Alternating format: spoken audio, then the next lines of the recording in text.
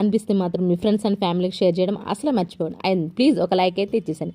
First టిప్ని అయితే చూసేద్దాం. మనం రెగ్యులర్గా చైన్స్ ఇలా ఉంగరాలు పెట్టుకుంటూనే ఉంటాం కదండి. ఇవేంటంటే కొన్ని రోజుల తర్వాత సోప్ వెళ్ళిపోవడం, అలాగే మట్టి ఉండడం వల్ల షైనింగ్ తగ్గిపోతుంది. ఎట్ ద సేమ్ టైం మట్టి కూడా లోపల ఉండిపోతుంది కదా. అలాంటప్పుడు ఇది నీట్గా ఇంట్లోనే షైనింగ్ తెప్పించుకొని ఆ మట్టి కూడా ఈజీగా అయితే తీసుకోవచ్చు.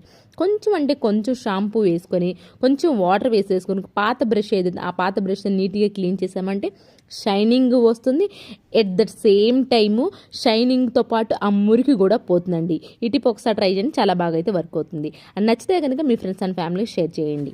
అండ్ నెక్స్ట్ టిప్ వచ్చేసి బేకింగ్ సోడా ఉంటుంది కదా. బేకింగ్ సోడాని కొంచెం అంటే కొంచెం దానిలో కొంచెం అంటే కొంచెం వాటర్ అయితే తీసుకోండి. ఈ రెండు బాగా కలుపుకున్న తర్వాత కొంచెం లిక్విడ్గా కాకుండా కొంచెం పేస్ట్ లాగా అయితే చేసుకోండి. దీనిలో మరి కొంతమందికి ఇలా ఈ కాలం గిలకల దగ్గర అలానే మోకాళ్ళ దగ్గర నలుపుగా ఉంటుంది కదండి. అలాంటి వాళ్ళు దీన్ని రెగ్యులర్గా ఇలా రాసుకున్నారే అనుకోండి, ఖచ్చితంగా ఆ నలుపు అనేది ఉండదండి. ఐ హోప్ ఈ టిప్ కూడా నచ్చిందని అనుకుంటున్నాను. నచ్చితే కనుక ప్లీజ్ ఒక లైక్ అయితే ఇచ్చేసండి. మీ ఒక్క లైక్ నాకు చాలా వాల్యుబుల్ అండి. మీరు ఒక లైక్ ఇవ్వడం వల్ల వేరే వాళ్ళకి